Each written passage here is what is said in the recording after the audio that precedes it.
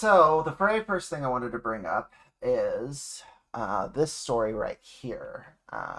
So you may have heard that the UK is suspending its trade talks with um, Israel. So they were going to sign a new trade deal and whatever about it. But recently, uh, the UK canceled that trade talk, and but just 11 hours ago, according to this post, they just sent their trade envoy to Israel just 5 days after they suspended these trade talks because of the genocide in Gaza.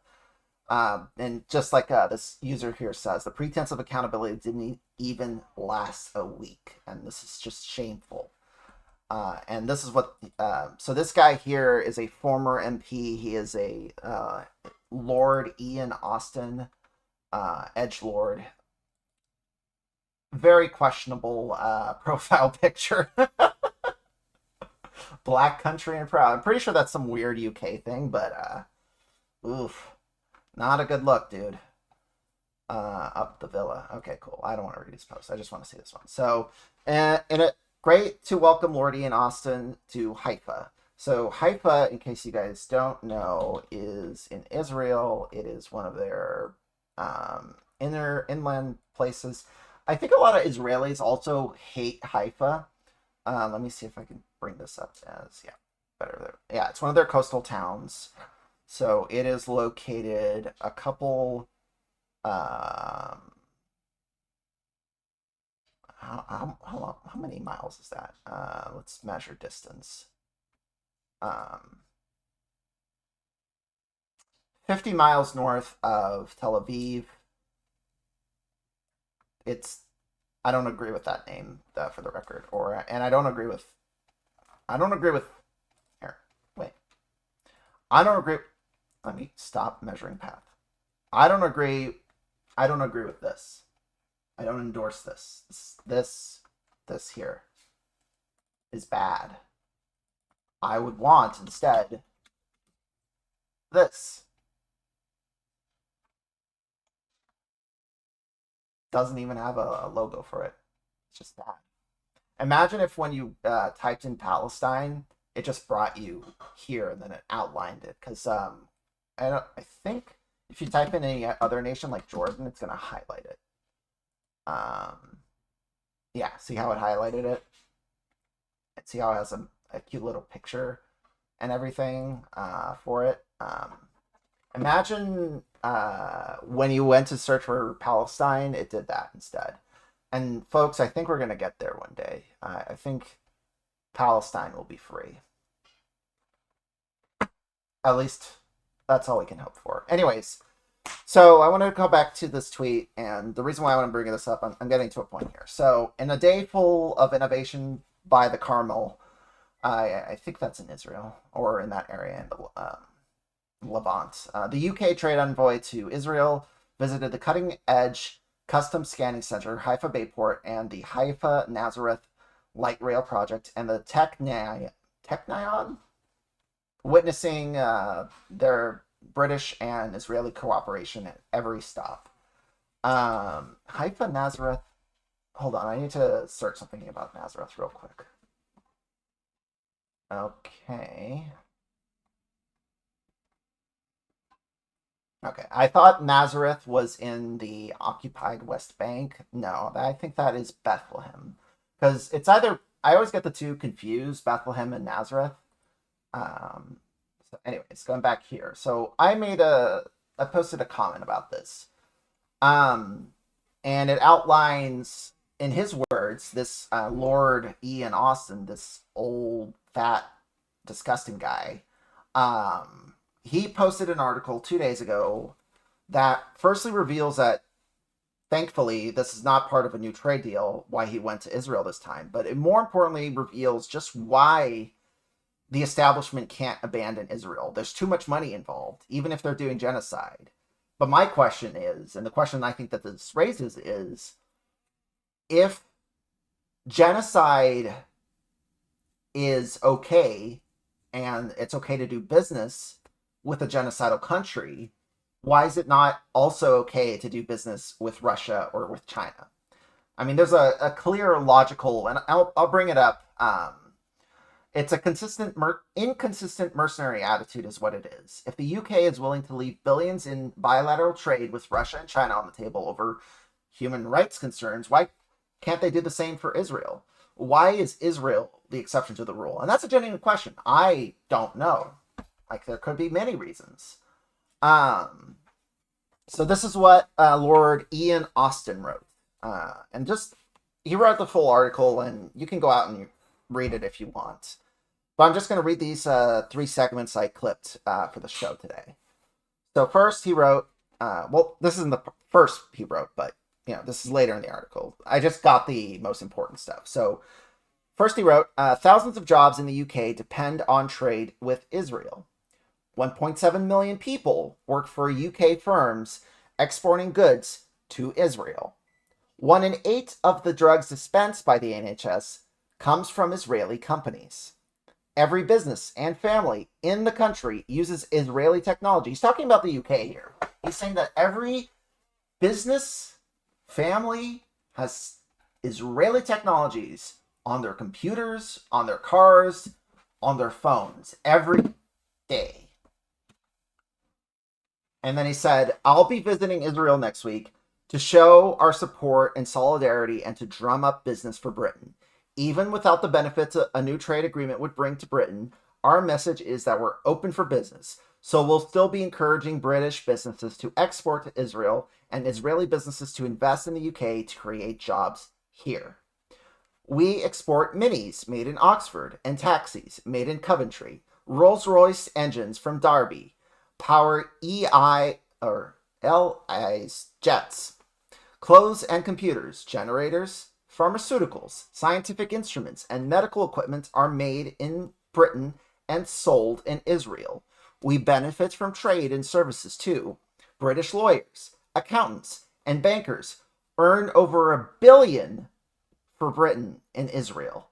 Our consultants and engineers are working on huge government-funded infrastructure projects like the Tel Aviv Metro and rail networks, all of them paying taxes that fund our schools and hospitals and support other services. And lastly, the last thing here I clipped was, we'll be able to build on all that when negotiations start again, with good, well-paid jobs in technology, infrastructure, life sciences, AI, cybersecurity, and financial services. We live in a competitive world, so let's hope other countries don't steal a march and grab these opportunities. Other countries must surely be looking on and wondering whether their relation with the UK could be jeopardized by political campaigns or literally doing genocide. I'm sorry. You are jeopardizing the relationship with Israel because, or why it's a good idea is because Israel is a genocidal terrorist state. They are run by radical Kahanist extremists. Both here and in America, there is a terror cabal running the show. So I think it's disgusting to say we are going to prop up the Israeli occupying forces because it gets us more money. And then he goes on to say, trade is not just about our exports and quotas, it is about our values and our relationships. That's why I'll be working to maintain and strengthen the partnership that brings so many benefits to Britain. It's about our values and our relationship. What values could those be? Well, we are talking about white British people. And you know what values they have? They have values like colonizing the entire Indian subcontinent and enslaving it to their will for over a century. I think those are the values that he's talking about here. I think he's talking about the values of genocide. But again, it raises the question of why has Britain cut off trade relations with Russia? Like, I'm genuinely being serious here because we can all admit, and the UK has certainly accused Russia of committing genocide in Ukraine. So we can all admit that that's true, that the British government has accused not only Russia of committing genocide in Ukraine, but they've also accused China of committing genocide in Xinjiang with the Uyghur population and the Muslims there. Um, so in both those instances, we have a case of, you know, here, let me switch things up a little bit. In both these cases, what we end up having is pro genocidal states that Britain. I'm not saying if it's right or wrong. I'm calling out the hypocrisy here, and I think the honest reason here, just to peel the layer back a little bit, and talk to you directly to the camera, or to you, the audience, is the reason why this happens. The reason why it is this way is because Britain is not a sovereign state. It hasn't been a sovereign state since we bailed them out of their financial hellhole they were in World War II. The last time they tried to rebel and go against our interests was during the 1956 Suez Crisis. But after that, Britain has been like, yes, sir, we'll do whatever you want, sir. So the reason ultimately that the UK has sanctioned Russia and China is not because of any moral reason. It's because we told them to. And the reason why they haven't sanctioned Israel, and the reason why they won't sanction Israel, is because we haven't told them to.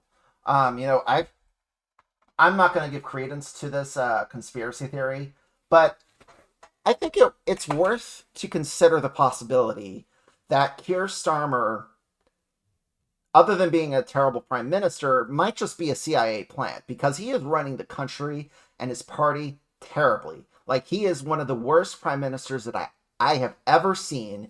And honestly, like, Liz Truss was bad and made a lot of dumb mistakes, and obviously we have the lettuce thing, but she at least had a vision. She at least had a goal.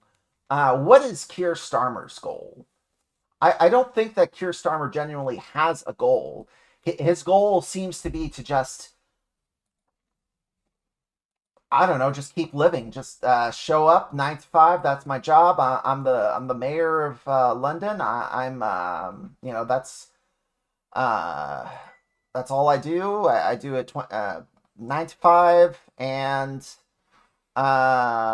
let's also boo, boo, boo, boo.